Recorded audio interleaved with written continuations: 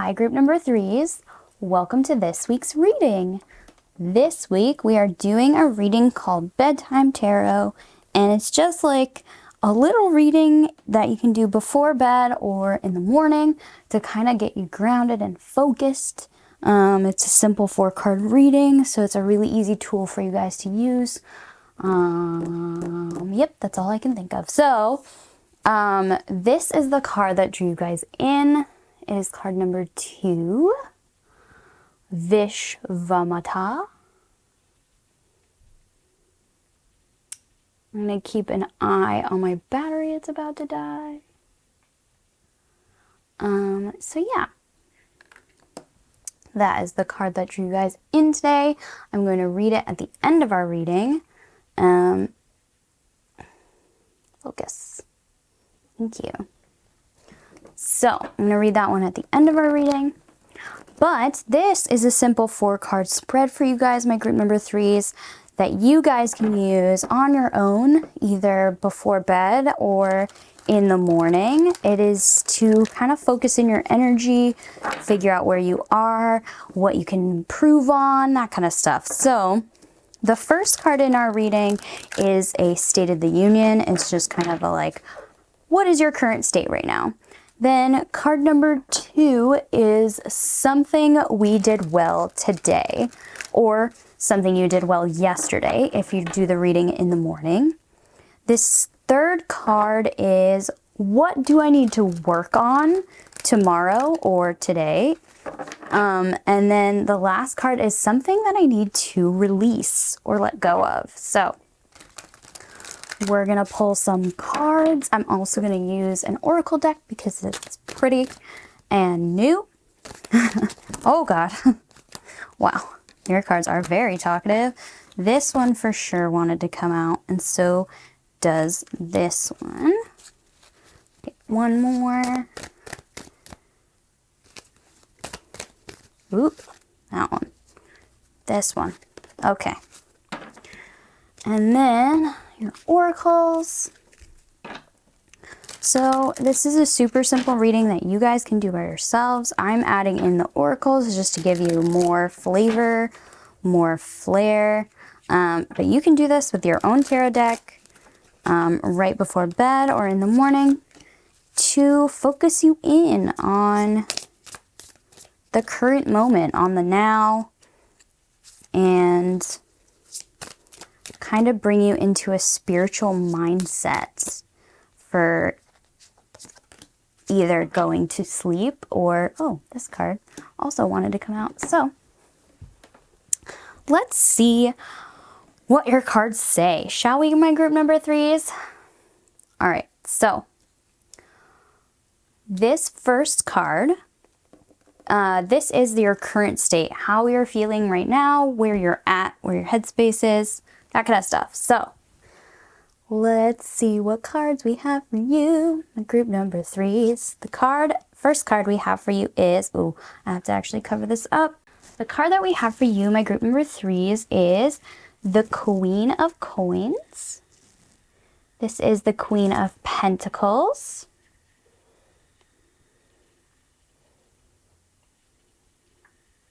And we also have, it's okay for me to cry when I need to. Yes, it is, girl. So, Queen of Pentacles, and it's okay it's okay for me to cry when I need to. So, these two cards of your current state is you are somebody who is really confident, 1, and 2, you're somebody who is methodical and connected with nature and just kind of like you're somebody who is very in the present moment already. You're somebody who is a very grounded person already. And you're learning to accept your emotions, your water side. You're learning to accept the emotional body that you live in.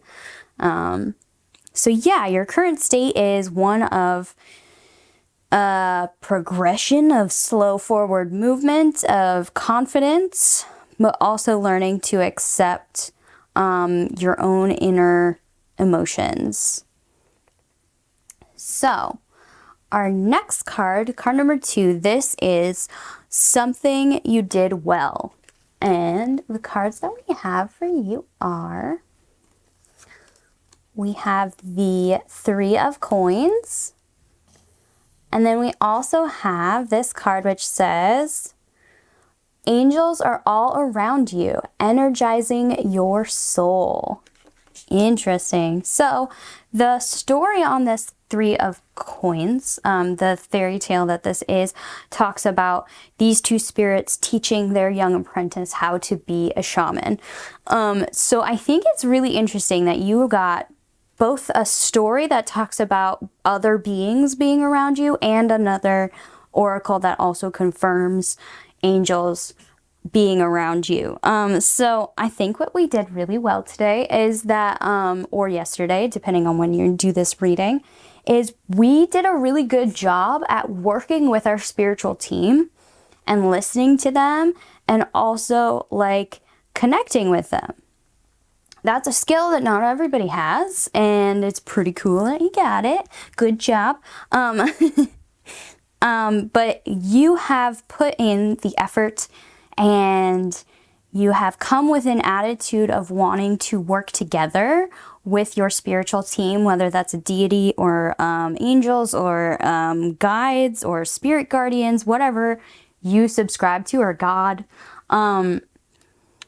You have put in the effort to remain spiritually connected and spiritually alive.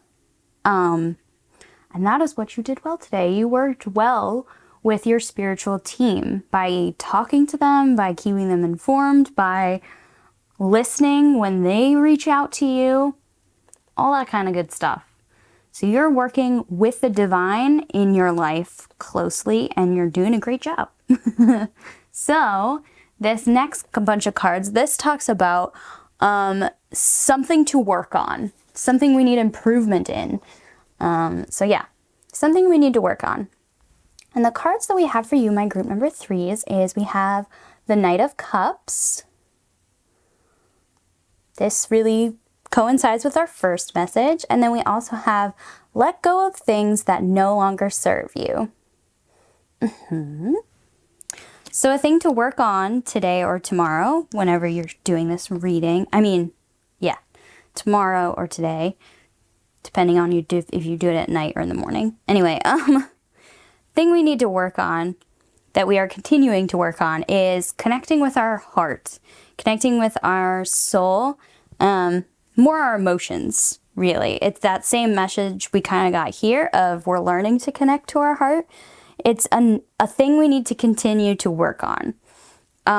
We need to both appreciate and love how we love people and how our emotions are, but we also need to let go of certain people or things that have our emotions riled up in a bad way.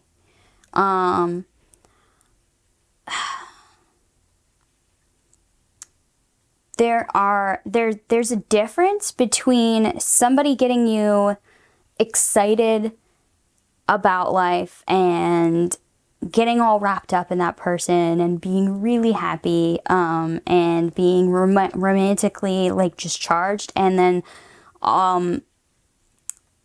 and that person pushing you to do new things, and you're doing new things because you're excited to be with them and that kind of stuff. There's a different energy to that and to somebody who pushes your buttons continually to just get a reaction out of you. Somebody who continues to push your buttons even when you've put up boundaries, even when we've had adult conversations about them, even when we've reached out and been like, hey, this really affects me. Can we not talk about this in this tone or this way? Or can we find a different place to discuss these things because this place is really triggering for me, or whatever. If there's somebody in your life that continues to break those boundaries, continues to cross those lines, continues to push at those buttons, just to see your emotional reaction, this is not a safe person for you, especially if you're somebody who's trying to learn how to control your emotions. Like, it's not fair to you to have or connect with your emotions. It's not fair to you to have somebody who is purposefully triggering you just because they can. Because it makes it very hard for us to want to connect to our emotions and want to connect, because every time we do, we're so in a heightened state of fear or anger or turmoil that we think that that's all the emotions that there are or that we have. This is going down a very therapy rowdy, a very therapy speak route, and I don't want to like speak into your life that way, because I'm not a licensed therapist. But if you're having this issue, like, go maybe talk to a therapist about it, or talk to your trusted people that make you feel safe about this person. And don't be afraid, though, that even if you love and care for this person, if they are continually triggering you, it is time to remove yourself from the situation. It's not healthy for somebody to remain in a constant state of fight or flight. It does bad things to you. It does bad things to your body. It does bad things to your mental health. So we need to work on finding a safe space for us and our emotions to be aired and appreciated, and not told that our emotions are crazy or like not normal, or even or somebody stirring up our emotions to the point that we have no control. Yeah, those are two different situations. One being that we're told our emotions aren't valid, and one where we're being pushed to the vast extremes of our emotions. Both are kind of not great, and both need work, preferably by a third party who is trained to do that work with you, or to just remove yourself from this situation.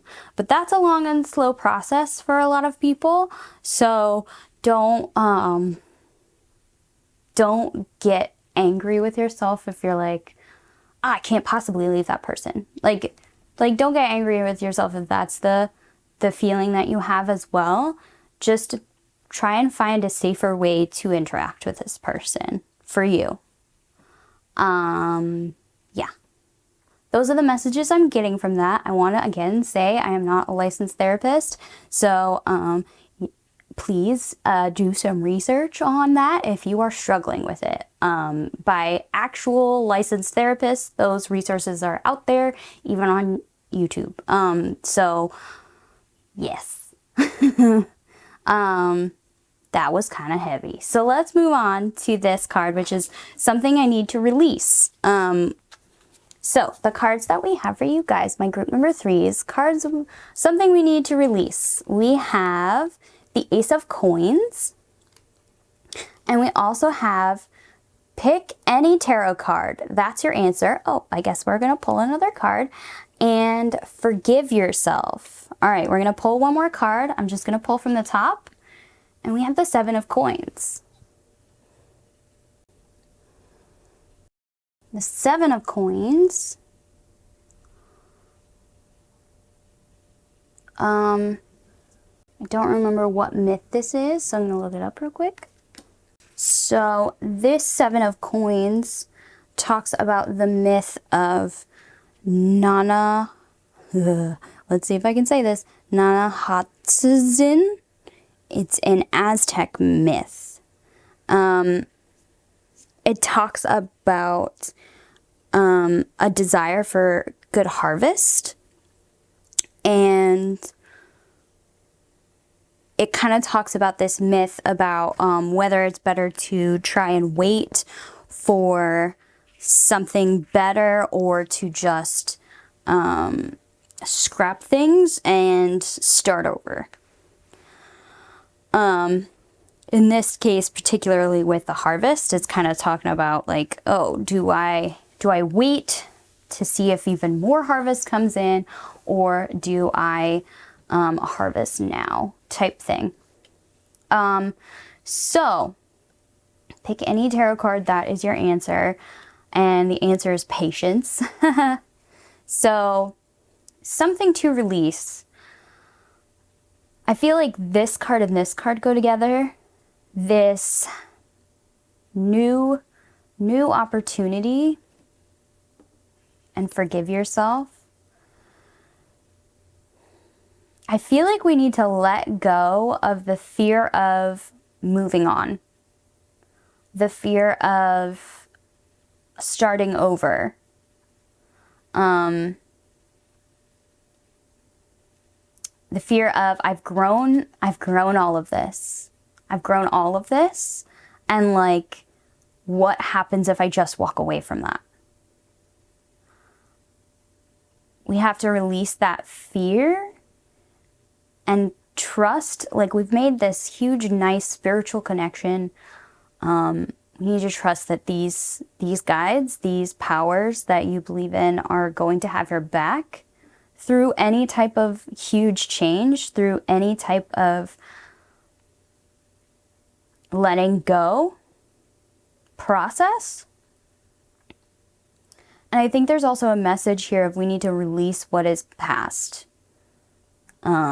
This is how I've always done it. This is how I've always been. This is how it's always been. This is who I've always wanted to be with, blah, blah, blah, blah, blah. We need to release that fear of this.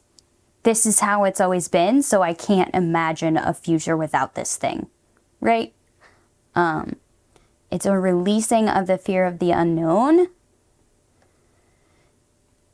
And I heard a really nice, beautiful thing the other day that was like the opposite of anxiety isn't peace, it's trust.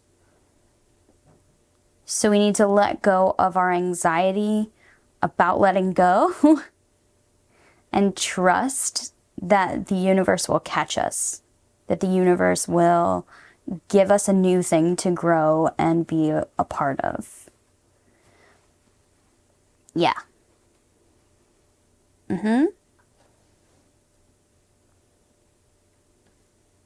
Yeah, that's the message I'm hearing here. I really don't have anything else to add to it either. So we're going to look at card number 2, Vishvatma. No, Vishvamata. Card 2, Vishvamata. With her protection, even significant uncertainty does not need to be wrought with despair. There is a pathway that can shift your devastation into a palpable experience of being protected and guided through a difficulty. Trust where you are being led. Grace shall come from this.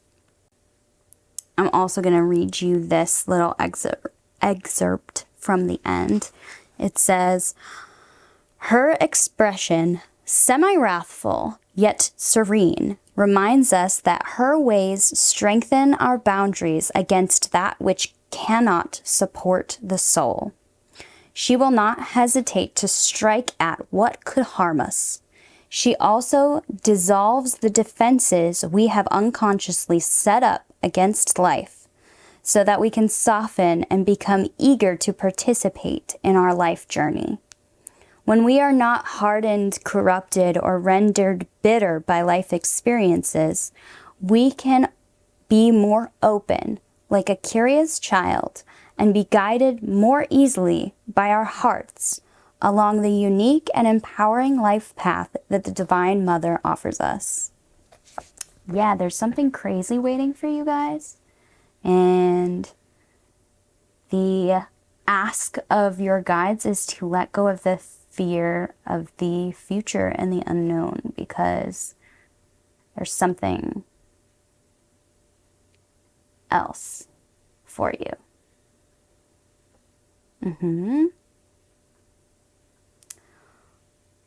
Well, I think that's all I'm seeing for you guys, my group number 3s. Thank you so much for watching. Please like, comment, and subscribe. That helps me out so much on this channel. I hope you guys have a blessed everything. Thank you for joining me. I'll see you guys on the next reading. This was Pan. Bye, guys.